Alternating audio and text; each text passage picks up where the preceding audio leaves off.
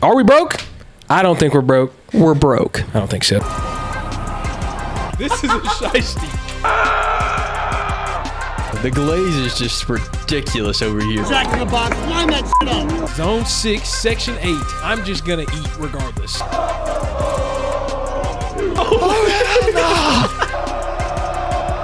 He shakes his head. You don't know what's going on. He's losing his mind.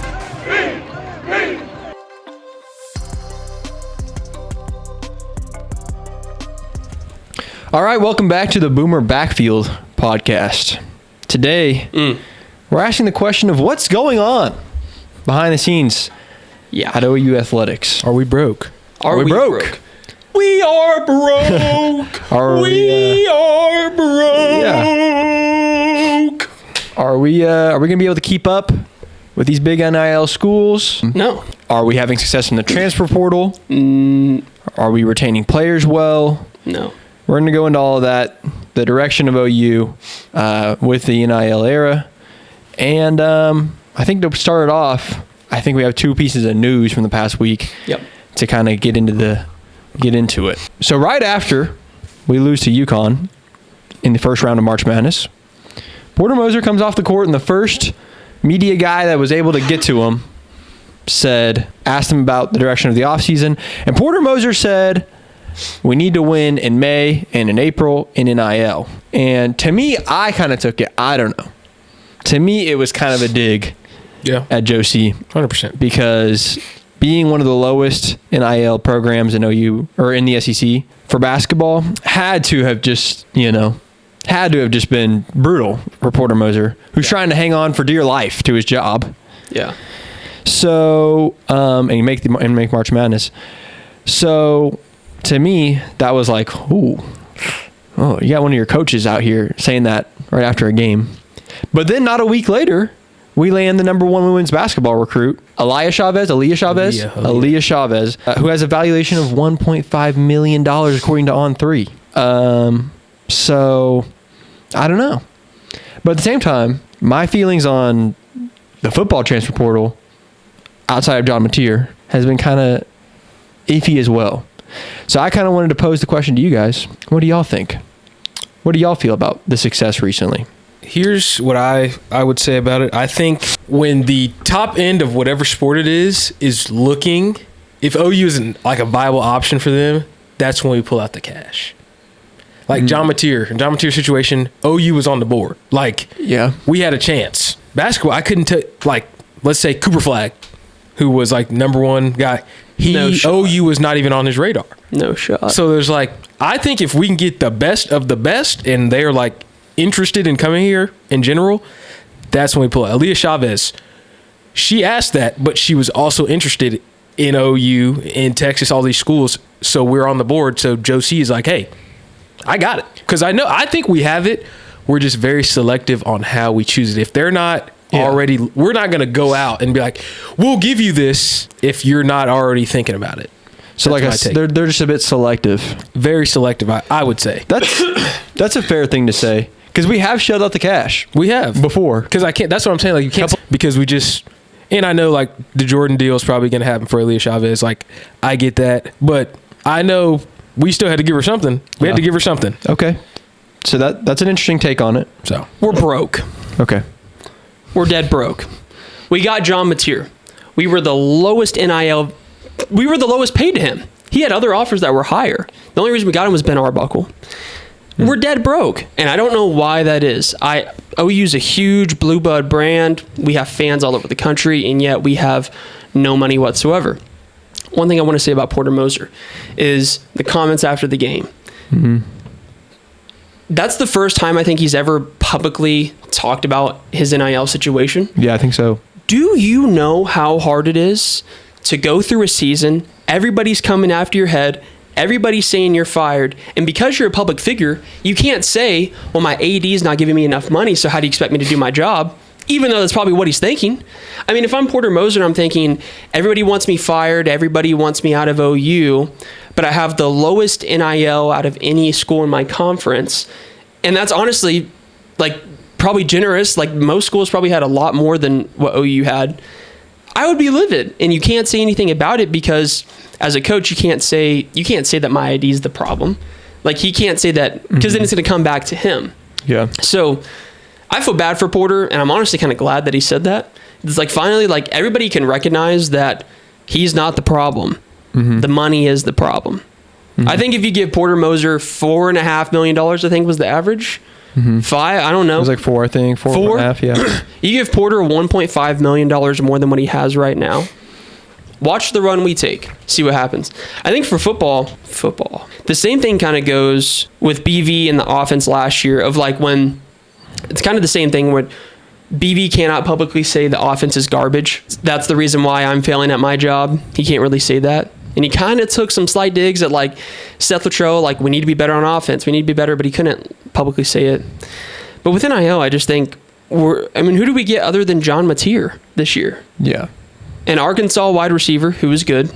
He's solid. Javani Gibson came from UAPB. He's looking raw. But it's like our strategy right now is we'll go all in on a quarterback, which happens to be the lowest offer that he got from any other school. And then we're going to go find diamonds in the rough everywhere else because we can't afford to pay him. That happened with Bauer Sharp last year. We don't have any money. Dude, that's what I agree with you on is that I can agree that we're very selective when it comes to stars. Yeah. And I'm actually okay with that because it's like, I don't want to be like the top MLB teams where it's just like throw unlimited money to a star, no matter what he actually would add to the team. Just throw bags at everybody. Yeah. Or end up in a Texas A&M situation, right? Yeah. But I'm okay with that. The problem is when we're building depth, when we're building up, role player spots, or just like, O-line, D-line, things like that, or tight end. We're going to JUCO. Why is OU... D2. Hey, D2. That's worse. Like, why is OU only able to get a $3 million quarterback, which is the new standard, everybody, when it comes to the Blue Bloods? Yeah. And then after that, you're building a roster off of cheap guys. That concerns me. I feel like OU should be in the ballpark of we can go get a star quarterback and go get several Power 4 players. We did a good job this cycle with Kendall Daniels, Marvin Jones Jr. Yeah. But man, like a position like tight end where you needed one and you ended up going to get some out of Kennesaw State. No hate to Carson Kent. I'm excited to see maybe what he can turn out to be. But man, like it's hard to build Ohio State is building a $20 million roster. That's how they won the national championship last year. So it's like, jeez, I don't know. So I don't know. Insane. And I wish all this stuff was more public. Like I wish there was just a salary, like in the pros, where you can just like look up their salaries and the cap and all that. But to me, it just seems like we are being we're being selective with our stars, but we're being stingy with our depth. Like we're going to have to find just bottom barrel. And selective, to that point, selective is still low money. We offered John Mateer less than North Carolina and Miami did. But here's my question for you. Why give him more money if he's going to come here anyway? That's fair. Like, that doesn't make sense. Well, I'm saying, here, let me give you $4 million. John Mateer was a special situation. If we didn't have Ben Arbuckle, we don't get John Mateer. So what happens next year if we need to get, I don't know, say a star receiver out of the portal, and none of his former coaches are here, they're never going to come here, ever. But if they're getting offered more money from somewhere else and they don't have ties here, they're not coming here. But I'm just saying, like, I get what you're saying, but for me, if Ben Arbuckle's not here, I bet we put up more money for John Mateer. I don't think so, because I don't think we have it. I don't know. That's a good question. That's a good point. I think we both get what each other are saying. I know what you're saying, but I'm just saying, like, I think if we did not have Ben Arbuckle, I really don't think, is Ben Arbuckle's salary that we pay him, if you added that to John Mateer's, and I just don't. Here's what I say. I don't think we would. I think we may have offered more, but I don't think we would have run the race versus Miami. Yeah. Money wise, I don't think we would have ended up winning that race. I feel like BV goes after BV. I feel like is a special. I've heard countless times players say, as soon as we left here, my mom, my dad, I have heard they said, you're coming here. Yeah. I think he can. And I think he could do it on me. If Miami was like, we'll give you $4 million and OU was only offering $3 million. If I talk to BV, I guarantee I'd probably be convinced. Yeah. I think I could. Agreed, but why are we the school that has to convince these guys on the passion of the OU brand? Like, we should be able to convince them on the passion of OU brand and then match what any school offers them. Yeah. Aaliyah Shop, I'll add on to the John Mateer thing. We wouldn't have got John Mateer without Ben Arbuckle. We wouldn't have gotten Aaliyah Chavez without the Jordan brand, probably. Yeah. Because that NIL deal will be crazy. Like that actual brand deal will be crazy. So no shot. And like Texas and Texas A&M, they got the money.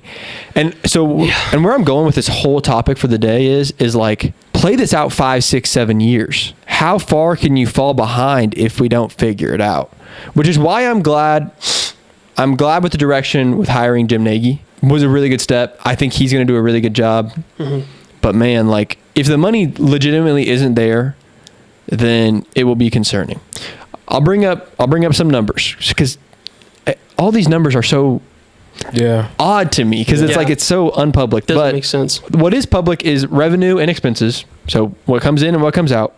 What came in was $208 million. What went out was $206. It was the highest profit since 2018. It's one of the higher profits in college football. $2 million? $2.6 million.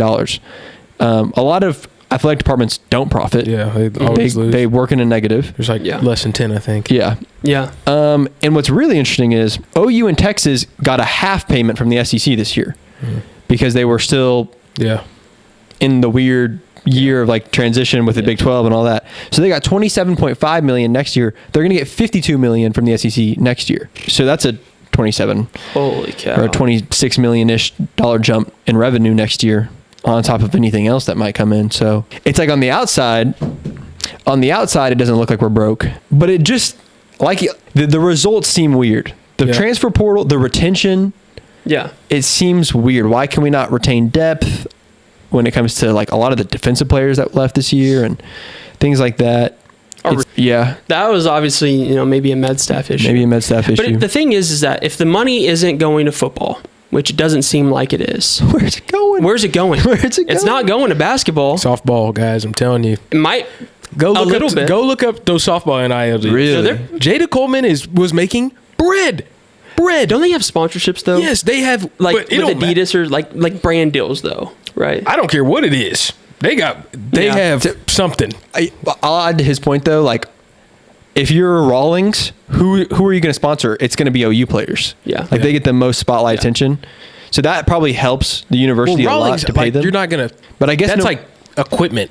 Like team equipment. What I'm saying is like, are we paying the majority of these girls, softball girls, NIL, or are there brand deals paying them? And I think it's mostly their brand deals because the truth of the matter is football and softball are the two highest income producing sports on campus currently. Yeah.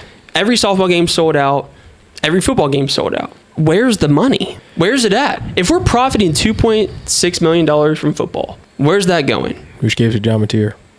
From all athletics, we're profiting $2.6 million. Oh, so all okay. And that's after every expense. You know what I mean? Like that's after all of it. That was the end of the year. That's what I'm saying. It's like, where is the money going? Now we have the whole new law with like the school can actually pay the athletes. So there's like a lot of money. We have donor funds set up. But why is it that we have all these things working for us? We're about to get $52 million from the SEC. We're about to get $20 million from the state of Oklahoma. We're about to have all these donor funds, and yet we're still scrapping. Yep. Like, where's the money going? And what's frustrating to add to your point about the new law is like these numbers reflect what the university made. It doesn't reflect at all what's in these NIL, what do they call them? The pools of money that are outside. Slush funds. Yeah, like the one Oklahoma. Yeah. Or the whatever they called it before. Yeah. It's so frustrating that you can't just like peek inside there and see what's going on. But no, it's interesting because it just feels like every transfer portal comes around, every cycle, and it's just fleece. We're just getting in every sport. Everybody's leaving. We're not retaining well. It feels like, and the guys that come in and replace them are from smaller schools. Our guys go to bigger schools. LSU. Yep. They go to but our guys go to Power 4 schools. And we get guys from non-Power 4 schools. That's what I'm fair. saying. I just don't think we've lost. I'm trying to think of like outside of the Mets. I think the wide receiver is Metcalf. Anybody else I can agree. big time that we've lost? If you're gonna, Dylan Gabriel can't count it because I think he left for a better. Out of like the good in his heart to let Jackson Arnold have a chance, but I can't. wish he didn't. I mean, yes, but I can't. I don't think we're getting fleeced. I wouldn't say We are anybody's getting fleeced in basketball. Basketball, yes. I We're think getting we are. fleeced in but basketball. that is logical. Porter Moser just said, "I ain't got enough money." Yeah. Yeah. But like football, I don't think we're getting. And the people we're bringing in, yes, I am concerned with that. But like, you got Andrell going to Duke. Like, I don't think. I'm like, okay. No, I can agree with that. I Go don't to think we're Duke. getting fleeced in football. But we are Yeah. not bringing in the type of talent that those guys probably were. That's fair. Yeah. I- We're not we're taking a replacing chance. it with equal Like talent. Giovanni the Gibson thing. might be better than all those guys that left, Yeah. but it's not like proven on paper guys. That's These other the schools thing. are getting guys that I just saw you run for whatever in a SEC game. Yeah. Yeah. So it's like, okay. Yeah, I guess my question is, why is Duke able to land an OU guy, and why is OU only able to land Pittsburgh State. Yeah. In Pittsburgh, Yeah. Kansas guy. like why? It should be the opposite way around. We should be landing the Power 4 guys. It should be a funnel upwards, Yeah. right? Yeah. It should be, smaller Power 4 teams are landing mid majors. Yeah. Mid majors are landing, and OU should be at the top. We should be landing the best of the best. Yeah. And don't get me wrong, like there's going to be times where Brent Venables says, "Look at this guy from From UAPB. from UAPB. I like him." Yeah. But that shouldn't be our whole roster outside of two players that we land in the portal. That's what's concerning is it's the strategy. Yeah. We go all in for one guy, John Matier, and then BV is looking for the next Hollywood Brown out of JUCO or a small D1. You cannot win with a strategy like that. You're playing Moneyball. Literally. You're playing Moneyball. I will say and you that cannot win with that strategy. I think that the Jim Nagy hire will.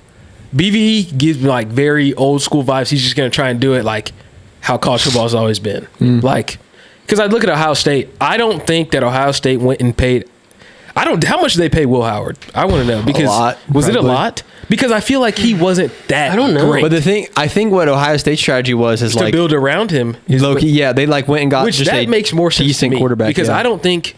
I mean, glad to have John Matier here, but I think I'm not even trying to glaze Mike right here. But I'm saying if you put Mike and just build around Mike, I think we're still a very solid team or somebody that we already have. If you gave Mike Ohio State's receiving core, Exactly, Lord, like- I mean anybody really. In his O-line. You can give a lot of quarterbacks in college football Ohio State's receiving core and win a national championship. because quarterbacks demand the highest unless you're Jeremiah Smith. But I think I would rather take that 3.5, divide that between $1 million wide receivers. I'm taking that. I'm taking that receiving core and that's what's tough is it's like with a solid QB. that's what makes it tough. How do you? It's like we don't build depth like that at all. No. We just like Colby said, we're kind of spinning at the top.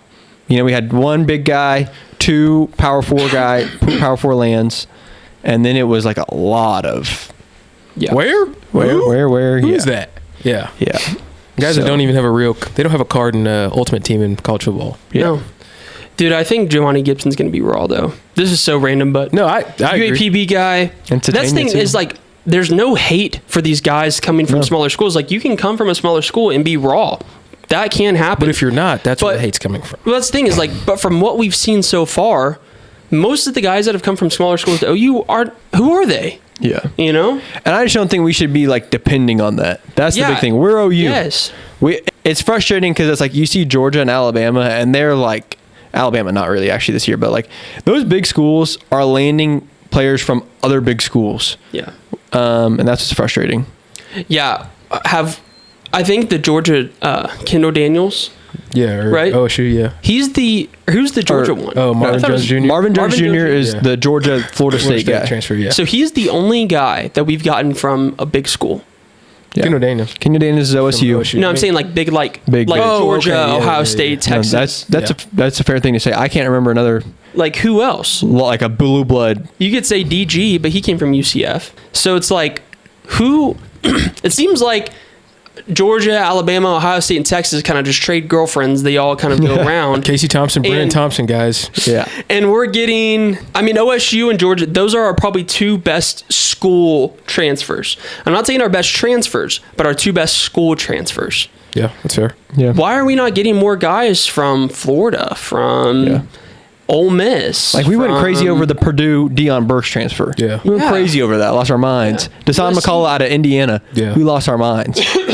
because they were from a Power 4. It's like, geez. Yeah. That's not OU. Yeah. That's why I stick to my stance where I think it is honestly a mindset of he wants to know everything, like character. They got to be perfect mold.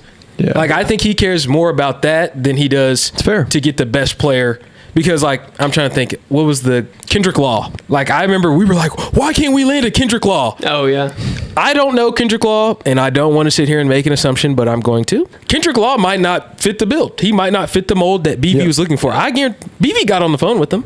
I guarantee you right now, people are not declining a call from Brent Venables in the University of Oklahoma. There's no way. Yeah, they're probably not. Their answer, pick it up. As soon as he hears something that he doesn't want to hear, all right, man, we appreciate the time. Bing, it's over. That's a fair thing to say. I just think there should be money to back whatever kind of program he wants to build. That's fair. We should be able to match anybody we want if we really want them. Yeah. We shouldn't have to rely on heart and passion to sell OU. Yeah. Yeah. It's the opposite of Kirby Like, just Smart. like you said, though. It's true. If I walked into a room with BV, my mom would be like, you're coming here. Yeah. But we shouldn't be relying on that. Yeah. We should be able to, just like you said earlier, we should be able to say, hey, we can throw you $3.5 million, $4 million. Yeah. And you're also going to get a good education, become a better person, better human being, set yourself up for your career later on. But we shouldn't be relying on that. But you know what? We would be having a totally different conversation if Bro was winning. If he has these guys, if he brought in these guys this year if Will Huggins from Pittsburgh State, D2, if he comes in and goes crazy at tight end, I will sit here in this chair and apologize. Yeah. Probably not in this chair, but that's kind of what we talked about earlier. It's like there's good expectations. From what I've seen in spring ball practice, and this is just spring ball practice, they look really good. Yeah, we look really good. There was not this energy last year with Jackson Arnold, not even close. Yeah. But I think the point that is like, I think if they ball out next year, we're not saying anything wrong. No, we're not. Yeah, you know what I'm saying? And I know what you're saying. I'm just saying, like, we shouldn't be getting guys from these schools. Yeah.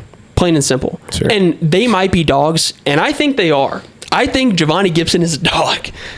But we shouldn't be relying on this money ball situation where you're going through all these stats and seeing, they have good production here. It's like, how many championships have the Oakland Athletics won? Yeah. 0. They had a great strategy, but they had no money. And the Boston Red Sox, this is way off topic, but when the Boston Red Sox won the World Series, they followed the same exact format as Athletics. But you know what they had? Money. Yep. That's where they had money. That's what OU should be. We're a blue blood. We're the Red Sox. We're the Yankees. We're the Dodgers. Yes. We should be able to spend our money wisely and be selective, but also throw out crazy cash because we're OU. Yeah. We should be able to go to UAPB and get Giovanni Gibson because we know he's going to be raw. But then we should also be able to land Kendrick Law, John Mateer, and all these other players. Yeah. We shouldn't just have to be relying on these scrappy guys for everything. You have to have money paired with it. Yeah. Now, if BV wins next year, if we win the Natty next year, we make a deep playoff run, then I will. That was my whole thing. Yeah. I will take it face value, just like you said. I'll take it face value. Yeah, that's facts. I think we do have a good chance to win this year, but I think more so what we're talking about is long term.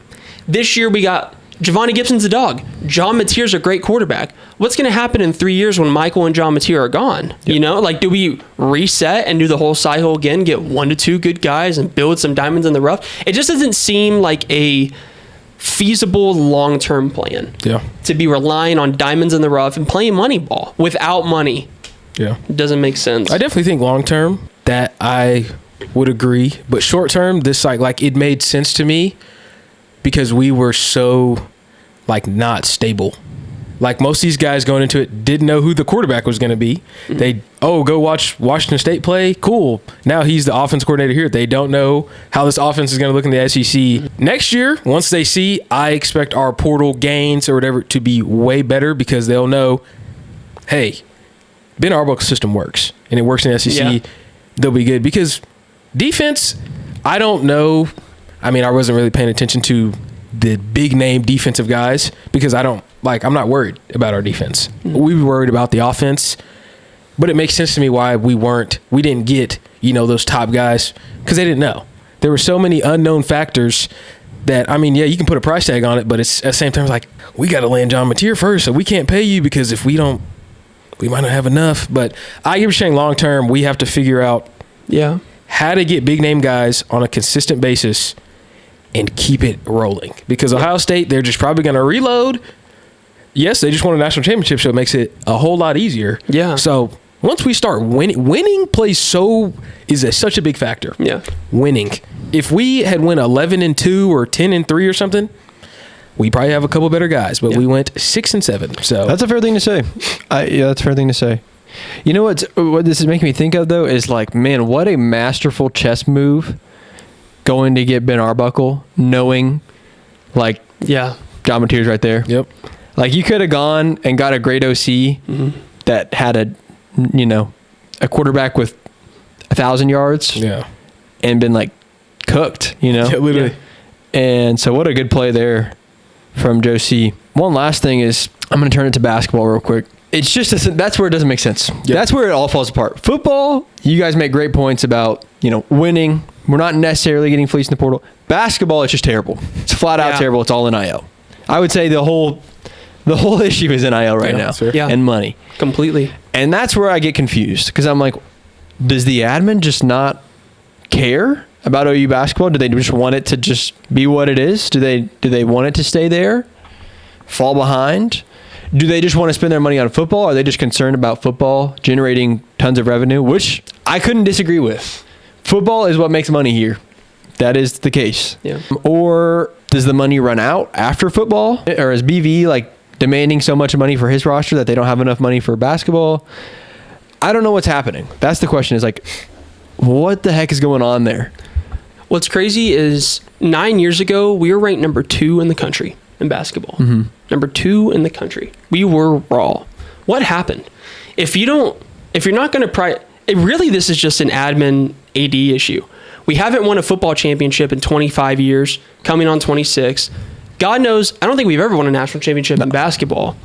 So you're going to say, well, we're going to prioritize our money to one spot or another. You're not winning in both. Like, what is going on in your decision process? Porter Moser is a great coach. He cannot win if you give him the least amount of money out of every other sport. BV, how is BV supposed to win if you're giving him little money too? So if there's little money and little money, where's it at? Like, where's the winning going to come from? And then all these people are coming at Porter's head, and they're saying he needs to be fired. Well, you don't know ball, and you don't know how good of a coach he is because he doesn't have any money. But with BV, I would say that excuse is not so much there, just because he has some type of money. But regardless, I got a little tangent. The point is, though, is that if you're going to prioritize money, you better be winning in one of those sports, and you're not. So what's the deal here? That's big facts. I didn't even think about it that way. Like, they're trying to balance both, and they're just losing both. Yeah. That's a tough place to be in. That's where I'm gonna play devil's advocate again. Mm-hmm. I'm Mr. Negative today. Mr. Negative. And it's I'm really not even being negative, but I was just sitting here thinking, I'll put money on it that, in like zero shade to Porter, I think he's a great coach, and I agree he does need more money because that's the game of men's basketball. But as an AD, I would look at it as a direct comparison between your two. You have a men's and a women's team. I can guarantee you Jenny B does not have that much money.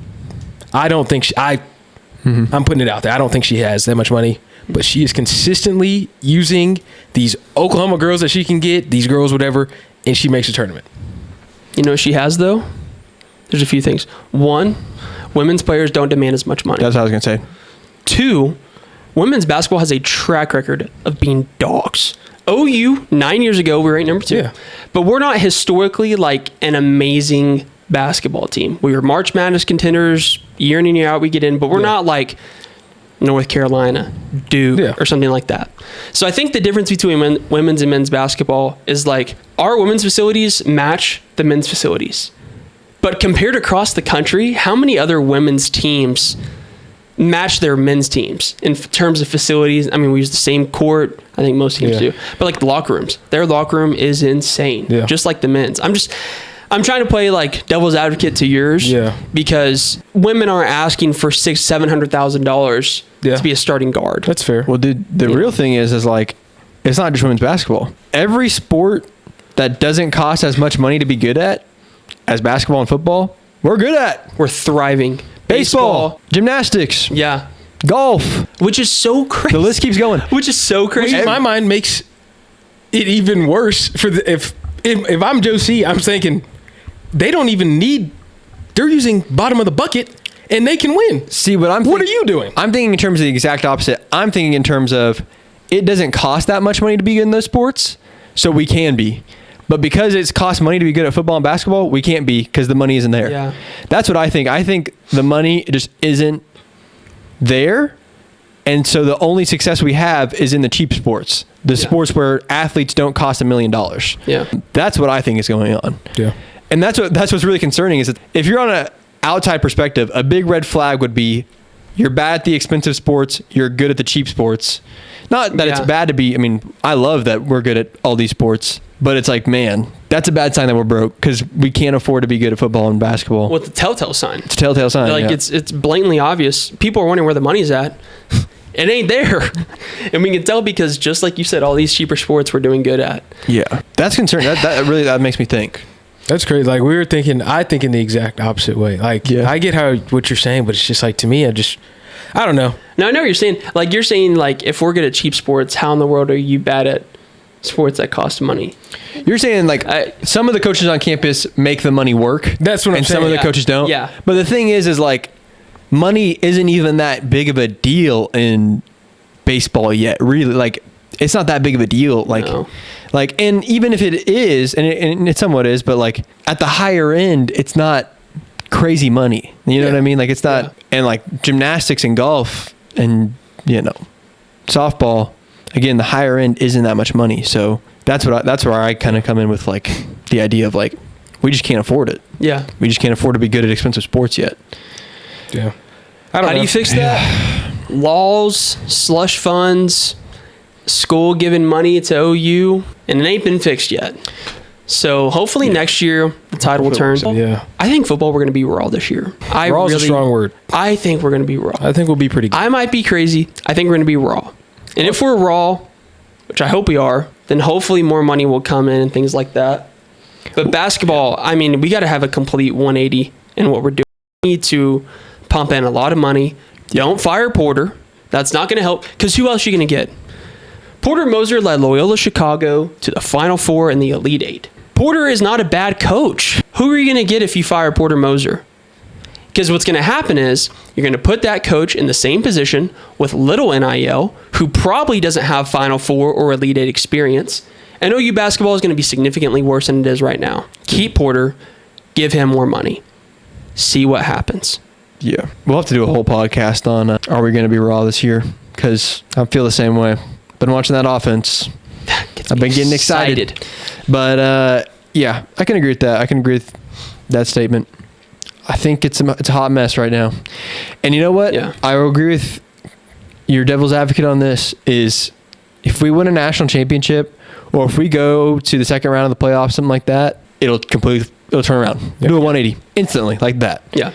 Because once you have a proof of concept that you can show to recruits, and then once you have a proof of concept that you can show to donors, hey, this is working. Right now, what are you showing to donors? What are you showing to recruits? 2000s tapes, right? That's what you're showing. So yeah. Once you have that tape in the bag, everything will change. The donors will start shelling out more money. Yep. The recruits will start taking that money. They'll start taking in the idea that this team can win. And then everything turns around. It'll be like that. Yeah. But we have to make it there. And we have to make it there. What if people just don't want to come here, bro? Like, what if it's not even about the money? People just hate OU, bro. There's just no way. I don't know. That'd be silly. That'd be really silly. Like if they just despise. Yeah, that'd be. Which again, I mean, yeah, I agree. We need more money. Are we broke? I don't think we're broke. I'll be the lone wolf. I'm the lone wolf over here. I don't think we're broke. We're broke. I don't think so, because I've seen too many thank you certain family for your $850,000 donation, and I've seen about 10 of those. So that equates to, if my math is correct, $8.5 million. So let's where's that at? It's not going to me. It's not going to me. It ain't in my pockets. It's probably going to Josie's business expense trip, probably- all-inclusive Sandals Resort, Jamaica. Yeah. I'm not claiming Josie is committing fraud. Let me clarify. I'm not saying that. Dude, that's good. Yeah, anyways, we're broke. So thanks for watching, guys. We might be broke. Maybe. Bye. Peace. Peace.